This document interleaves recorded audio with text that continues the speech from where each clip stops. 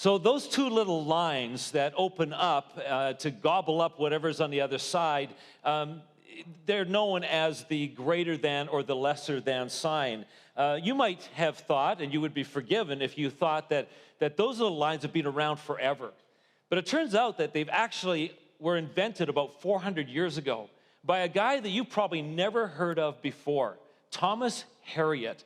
Now, Thomas Harriot lived back in the 1500s, and he was an astronomer. He was a quiet English astronomer. He actually is known for being the guy that was the first person ever to map out the moon through a telescope a few months before Galileo did, but Galileo took all the credit. This guy was quite quiet and didn't really advertise his successes.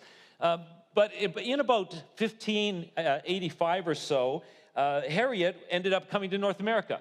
And he hung around with a bunch of Algonquin First Nations people in North Carolina. And he noticed, and he was studying their writing, and he noticed that they had some symbols for math. And as he began to work with these First Nations people and observe their math symbols, he came to create the greater than symbol that we know today. Now, the greater than symbol is a way of noting inequalities, denoting dissimilarities. It's a way of saying something is greater than or more powerful than something else. And the song that we just sung, it lists this out, and we just sang this out in a powerful way. It said, if you put a mountain that stands in front of you on one side of an equation, and you put God on the other side of the equation, God is greater than the mountain. God is greater than the mountain. Any mountain that you face.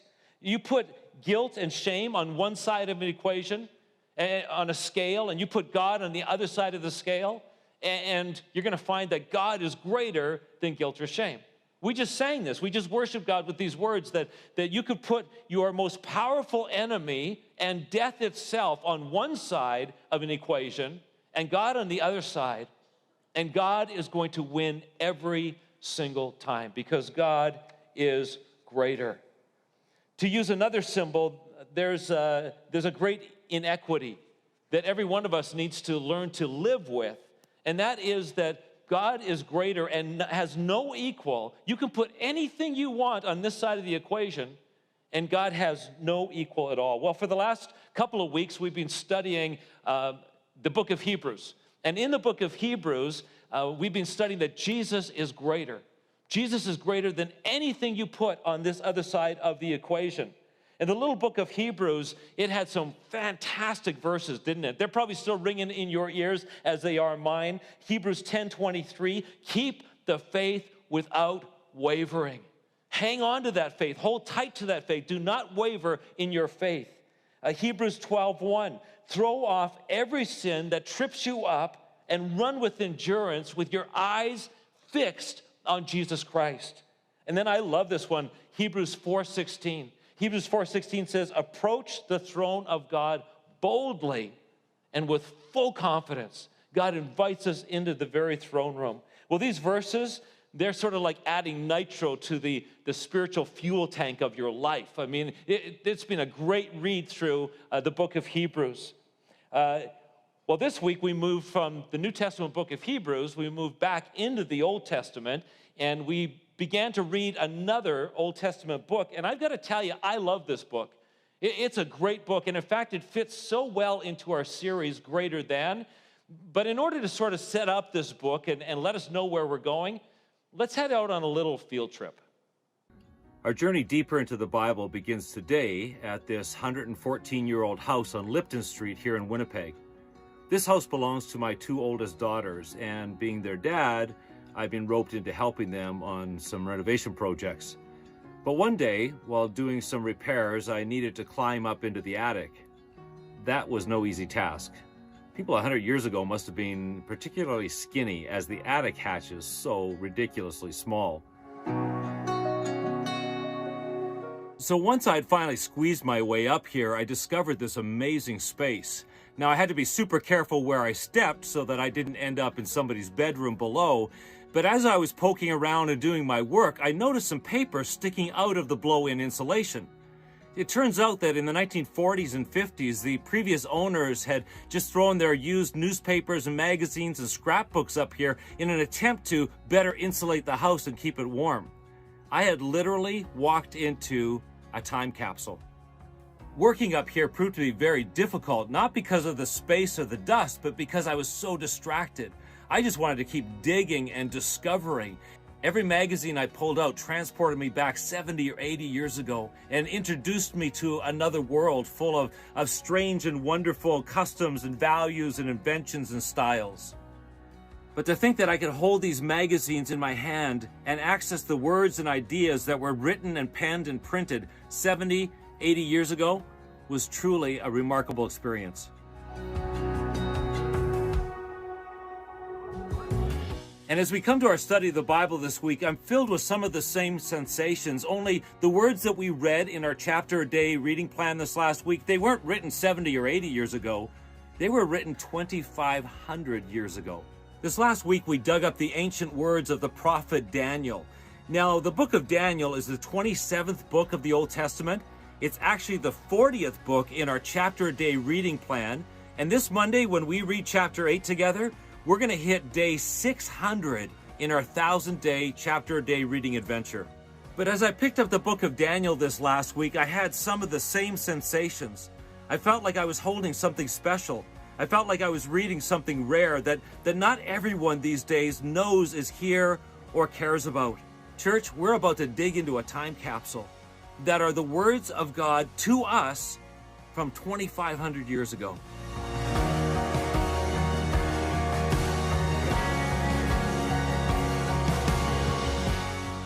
And as we walk through this book today, admittedly, we're going to see some strange customs and traditions and systems and some culture, but we're also going to discover some principles that God thought were so important that He gave them to us 2,500 years ago. So if you're ready, let's head back to church and let's begin to dig into this time capsule and see what we can discover in the book of Daniel.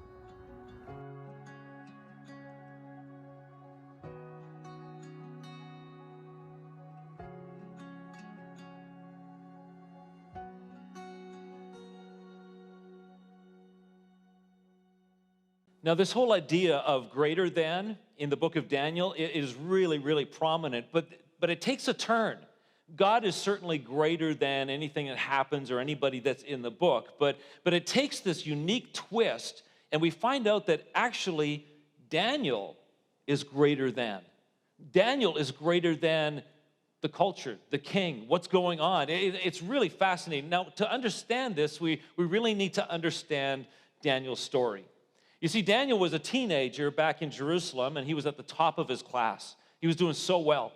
And then one day, some Babylonian thugs broke in, took siege of Jerusalem, and kidnapped Daniel and a bunch of his classmates and hauled them off to Babylon. Now, that meant that they had to go on an 870-kilometer hike across the wilderness. This is like walking from Winnipeg to Swift Current, Saskatchewan.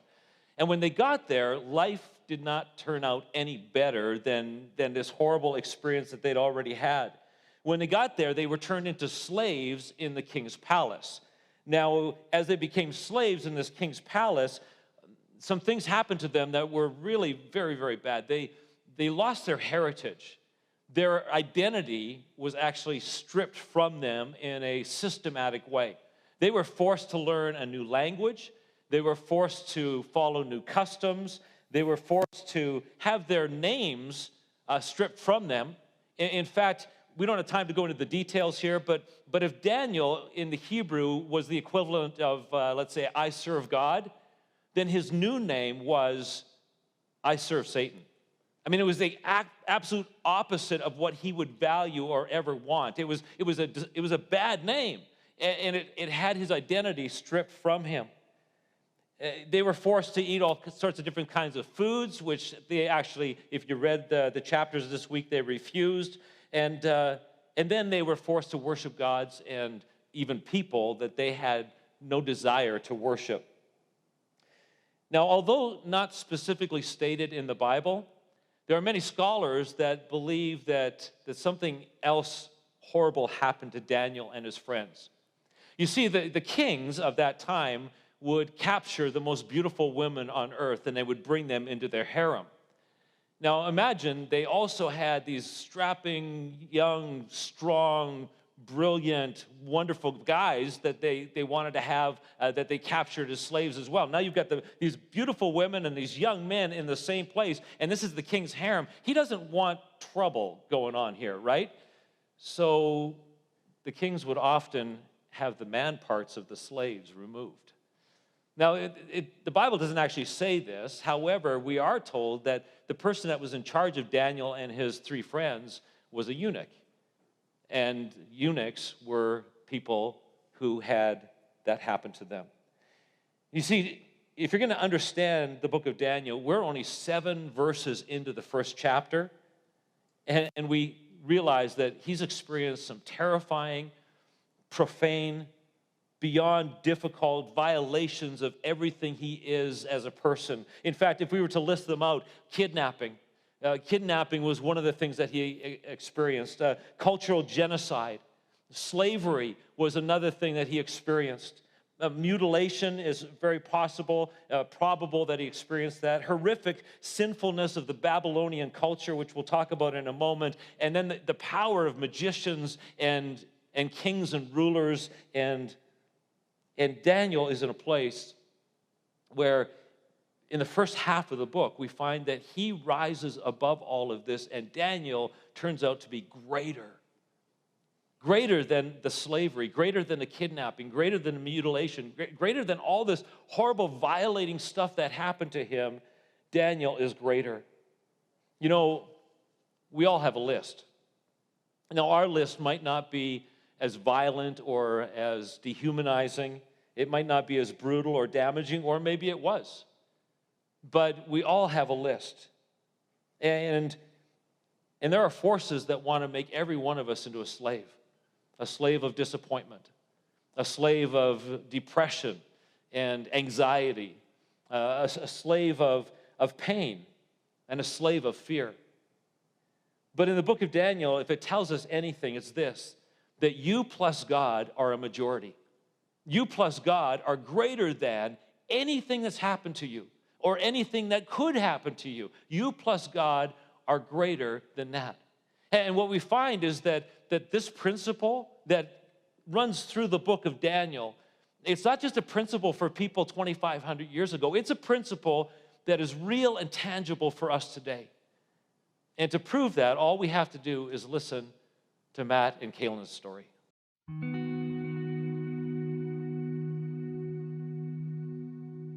So Poppy is truly our gift from God. We weren't ready to have kids for a while. We've been married for 3 years, and it just was never the right time to have a kid. And in November of last year, 2019, it just felt like God flipped a switch, and we were like, okay, yeah, God is telling us it's time to start trying for a baby, and we got pregnant right away. And right from the beginning, we felt this connection to this little baby. I really personally felt like God was telling us, look, you're gonna have one kid, it's gonna be a girl, and her name is gonna be Poppy Grace. Even her name just felt so predestined and picked out by God ahead of time that we were like, yeah, like we are gonna have a girl and her name is gonna be Poppy Grace. So about 2 weeks before Poppy was born, on August 14th, I was driving home from the grocery store in the evening. Just seemed like a regular Friday night.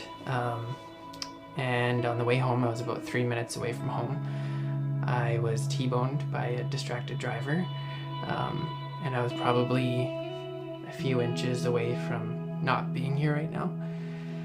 After I was hit, I didn't know if I was alive for a minute, and I was screaming, and I really did feel, looking back, God's presence was there. I don't know how to explain it, but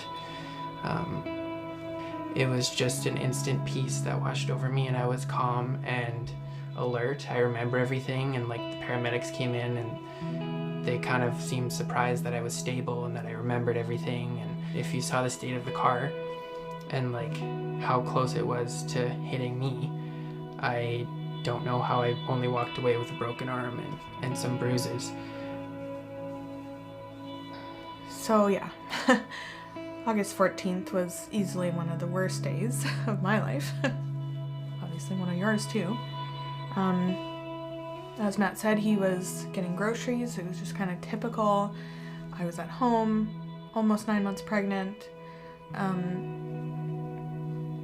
And I get a phone call from him, from his phone, which, if anyone knows Matt, they know he doesn't like to talk on the phone, so I thought, oh, something's weird. And it was him, and he said, I just got into an accident, I almost lost my life.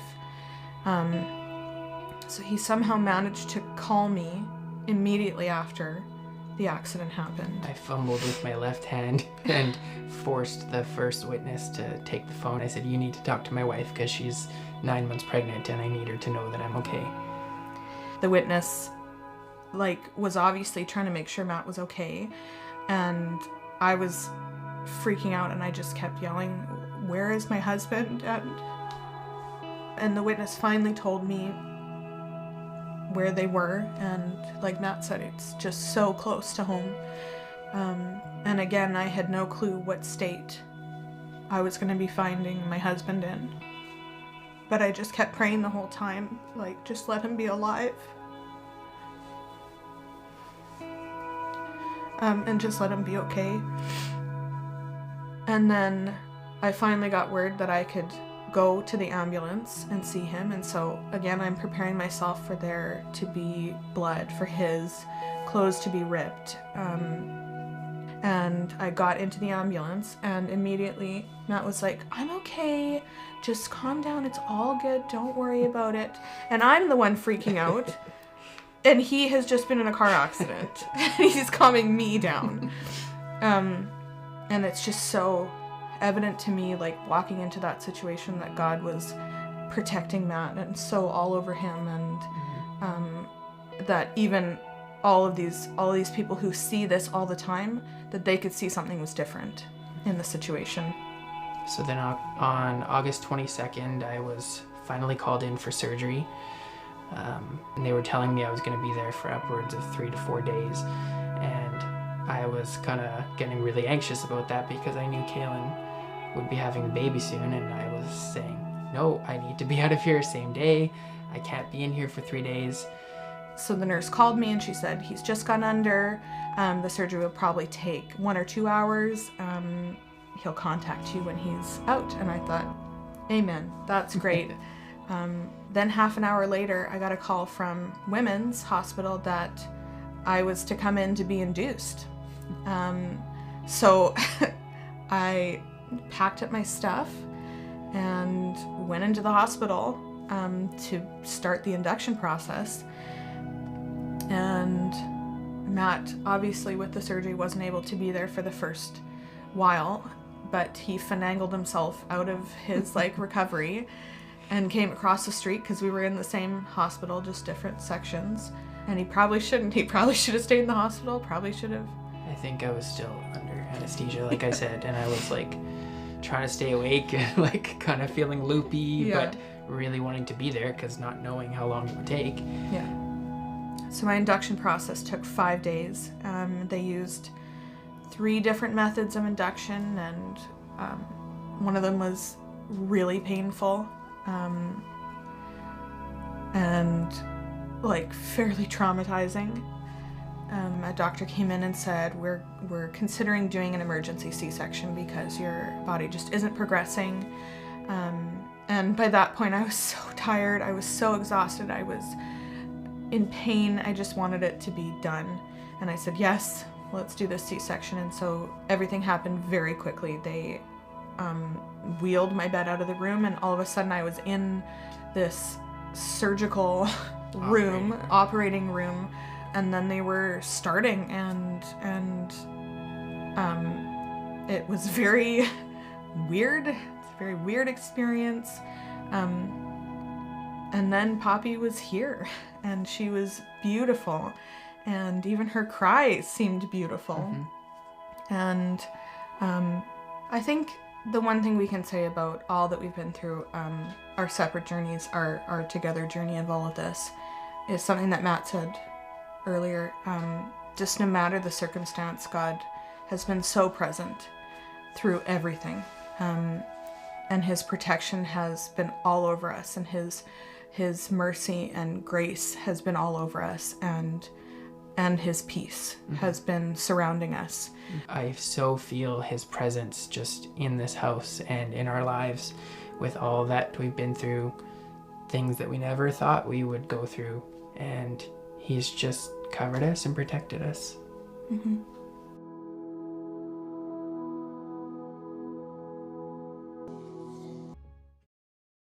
Well, you know, the church back in the book of Acts, I think they had a little bit of an advantage, at least in one way. They had some really tough times, tough stuff going on. But something they had that we don't really have in 2020 is visibility. I mean, in order to see who was in your church or who was at church, all you had to do was look across the room because they were house churches. You know, most of the people would have lived within a kilometer or two of each other, and certainly these days a lot has changed.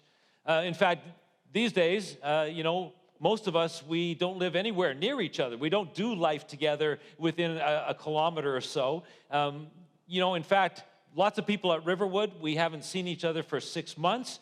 Lots of people at Riverwood have never even met each other.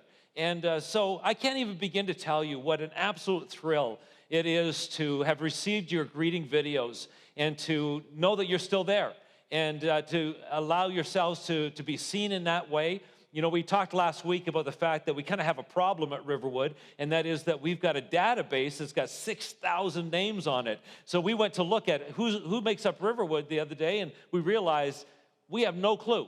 So we're essentially hitting the delete button on the database, and we're saying, hey, you know what, let's kind of start fresh. And so we've created something new. It's called I'm Still Here. If you are brand new at Riverwood, maybe you've only found us online and you've never actually been to one of our physical buildings, we would love for you to hit the I'm Still Here button on the app or on the website and introduce yourself and let us know that you're there. Maybe even send us a greeting video. If you've been around for a while, please hit the I'm Still Here button. It's just a quick little form. It's just a way that allows us to see you and to know you're out there, even though we're just kind of doing this video thing. And if you are in love with your church, I want to challenge you. Go out of your maybe comfort zone a little bit and send us a greeting video. For the next few weeks, we would just love to have greeting videos from wherever you are. If you're one of those homes that has started a house church, we especially want to hear from you. So send us a picture of house church. Send us a video of house church. If you're on couch church,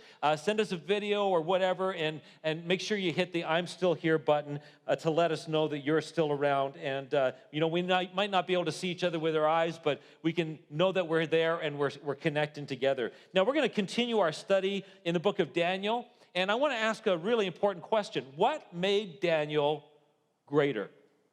What made Daniel greater than all this horrible stuff that not only was he able to survive in Babylon, but he was able to thrive in Babylon? You know, a couple of years ago, we did a study. You might remember, we did a study through the book of Revelation. And in the book of Revelation, the name Babylon is featured quite a bit, quite prominently. And to sort of summarize the book of Revelation, it was sort of like Babylon versus Jesus. I mean, that's really what it boiled down to.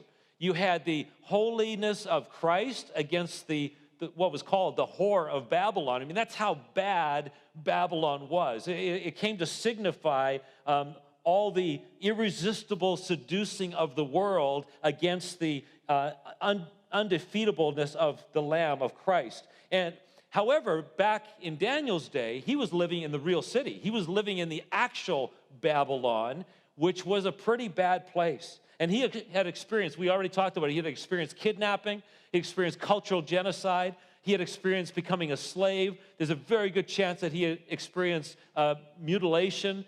Babylon culture was a very difficult culture, and magicians and kings and all this pressure stuff. And yet we find that Daniel was greater than all of this. So how can that be? How could this guy who went through such horrible stuff in his life, how could he not only survive but thrive in Babylon? Well, as we read the book of Daniel this last week, or at least the first number of chapters, I saw inside of Daniel's life something deeply instilled. Three characteristics, actually, and here's the first one, refusal. In chapter 1, verse 8, we read this powerful verse. It said this, "But Daniel was determined not to defile himself by eating the food and wine given to him by the king." Then later on in chapter 3, verse 15, the king is threatening Daniel and Shadrach, Meshach, and Abednego, and says, "I will give you one more chance to bow down and worship the statue, but if you refuse, you'll be thrown immediately into this blazing fire."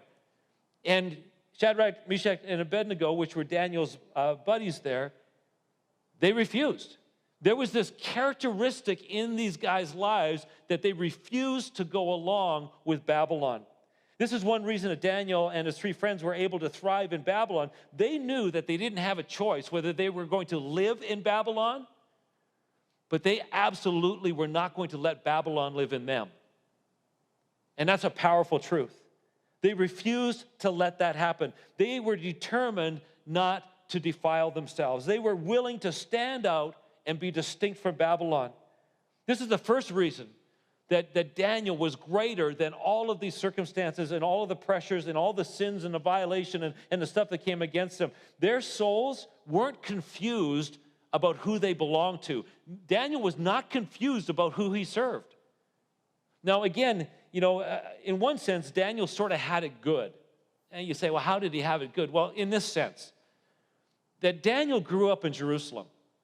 He was born and raised, and his most formative years until he was a later teenager, he grew up in Jerusalem. In other words, he was close to the temple, and he was close to God.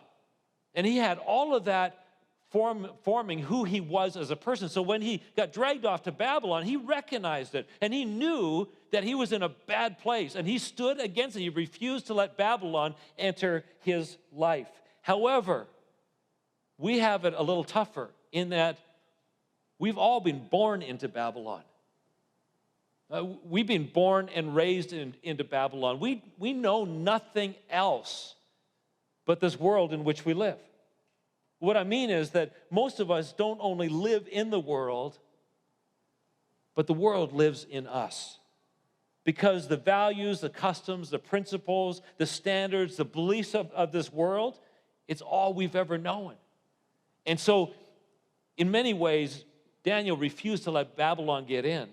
But in many ways, we know nothing but this world. And that's why so many Christians look no different from the world. Because they aren't really different from the world. They're thinking the same things that the world is thinking. They've been inundated with the culture and the values and the principles and the beliefs, so much so that they look more like the world than they do Jesus.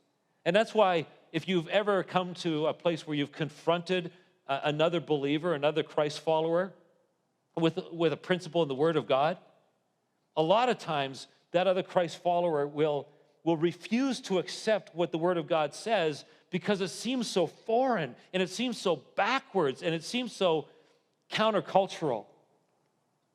And that's because it is. The Word of God is foreign and backwards and countercultural from the world. This is more Jerusalem, and everything that we know is more Babylon. We're supposed to look different. We're supposed to be going the opposite direction from the rest of the world because we are followers of Jesus Christ, not of this world. So Daniel, number one, refused. He refused. He didn't have a choice whether he was going to live in Babylon, but he had a choice whether Babylon was going to live in him, and he refused to allow Babylon to live in him. But as I was reading through Daniel's story, there was a second characteristic that became very strong, and it was hope. In the book of Daniel, we're given possibly what I would consider 5 of the most powerful words put together, strung together in the Bible. And it's this: but even if he doesn't. But even if he doesn't. Shadrach, Meshach, and Abednego, Daniel's 3 friends, had just been threatened by the king. The king says, bow down and worship me and this golden statue, or I'm going to throw you into the blast furnace. And these three friends, they end up saying something really powerful. They say this: if we are thrown into the blazing furnace, the God whom we serve is able to save us. He will rescue us from your power, King, your majesty. But even if he doesn't, we want to make it clear to you, your majesty, that we will never serve your gods or worship the gold statue that you have set up. But even if he doesn't. Their faith was not tethered to a good outcome. Their love for God and the worship of God was not hitched to their own personal survival. Their faith had been chained to God's character and God's promises that live far beyond life's difficult circumstances. You know, I want to be very careful in saying this because I really do value Matt and Kaylin sharing their story. But I want to ask all of us a question. What if that story had turned out differently? What if Matt hadn't been rescued by the jaws of life and the firefighters? And what if Matt had died in that car crash? What if Matt hadn't made it to Poppy's birth?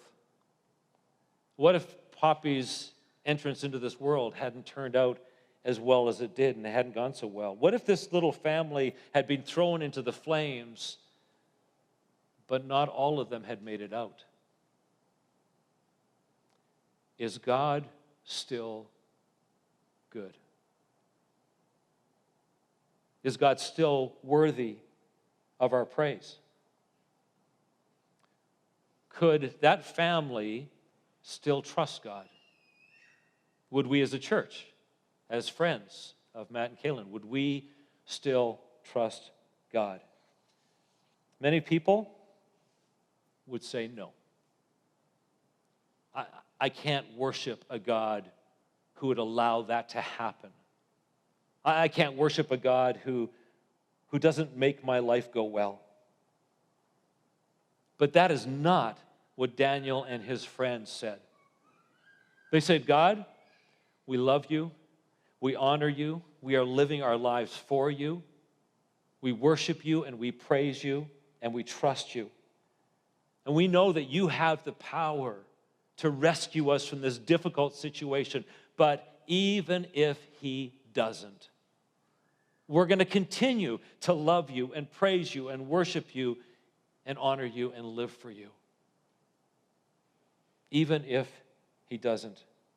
It's almost like Daniel and his three friends had somehow read the end of the book, had fast-forwarded to the book of Revelation, which hadn't even been written yet. But it's almost like they had, and they knew the ending. It's almost like they knew that we win. It's almost like they knew that Babylon was gonna fall. Like Babylon didn't hold a chance against the God of heaven. That God was going to be the only one left standing. They had this hope beyond circumstances. And then as I rummaged around in the time capsule of Daniel's story, I saw a third characteristic, and it was this: truth. Daniel had a commitment, a tenacious commitment to truth. You know, in 1504, Leonardo da Vinci painted the Mona Lisa. And ever since, people have been analyzing this painting. It's illegal to sell this painting or to auction it off, but best guess is it's today probably worth about $600 million.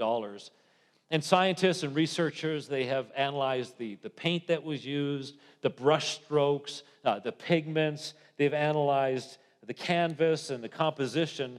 But in the last couple of years, there's been a group of scientists and psychologists that have zeroed in on Mona Lisa's smile.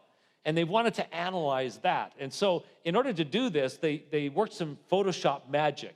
And they actually kind of Photoshopped a bunch of different smiles into this trickery of Photoshop. And then they went to a test group, and they showed them the fake smile, the fake Mona Lisa, and said, what do you see? What are you reading from her smile? And they said, oh, she's happy or sad or whatever. And then they would show these test subjects the real Mona Lisa. And they said, now what do you see in this smile? And inevitably, they said, she's hiding a secret.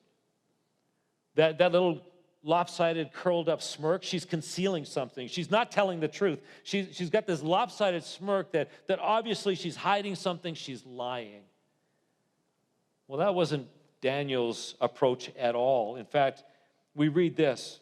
The king had a dream, and it was not a good dream, and Daniel knew what the interpretation was.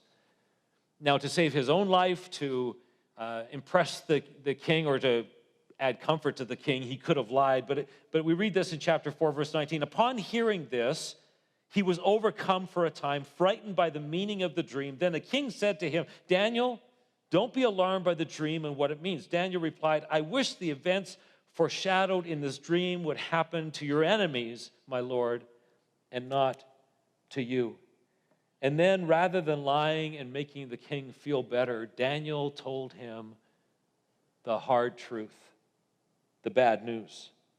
And there's powerful evidence that this wasn't the first time or the only time that Daniel lived by this principle. Lying about it would have been an option for Daniel, but he refused to lie about it. Church, I'm afraid that far more of us have a lopsided smirk on our faces rather than being in love with the truth, regardless of how hard it is to face the truth. And here's the really tricky part. As I've worked with people, I find that we don't only lie to other people, but we lie to ourselves all the time. And that's why we need to walk in humility. That's why we need to have trusted mentors and people around us that can speak the truth to us. So many of us have dealt in the economy of half-truths and saving face and exaggerations and well-intentioned white lies and duplicity and pretense that we wouldn't know the truth if it hit us in the head.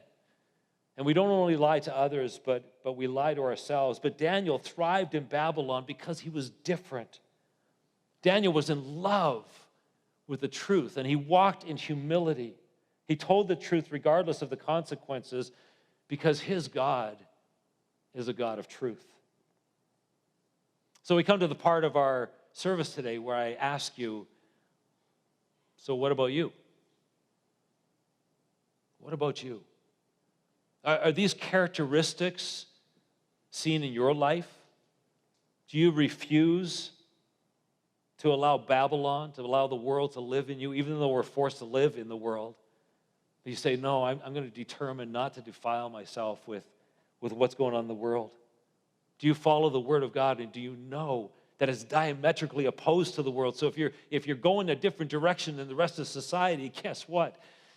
Yeah, that's kind of to be expected because Jesus was walking a different direction against society in that way. You know, in a few minutes, we're going to ask some questions, but I want to know, do you refuse to be defiled? Are you somebody who is, more loyal to the world or more loyal to Babylon? Do you have a hope in you that transcends your circumstances? And even when life falls off the rails, even when you find yourself in a fire, you are experiencing this hope. And are you a lover of truth? In fact, for those of you at house church right now, and those of you on couch church and you have some family around, I want to ask you 4 questions, and you have access to these questions. These are questions for your discussion time after the service, where you get to have an enviable time around maybe some food and to be able to ask these questions. Here's the first question. What do you think is more in you, Jerusalem or Babylon? What do you think is more in you, Jerusalem or Babylon? Have you refused Babylon lately? That's the second question. Have you refused Babylon lately? What was that like? What was that like when you stood against Babylon? What version of hope is in you? What version of hope is in you? The God, you're good if life is going well version, or the but even if he doesn't version? And then a last question that you could talk about is, how does someone become a truth teller? What steps would you advise to someone becoming a truth teller? To be honest with you, I would absolutely give anything to be sitting in your living room right now at house church or with your family on couch church and just to have this discussion, to hear your answers, to be able to probe and apply some of these principles to our lives. But before we actually do that, you take time to talk about those things, we want to worship together with one last declaration. And it's a simple song that reminds us once again, Jesus is greater.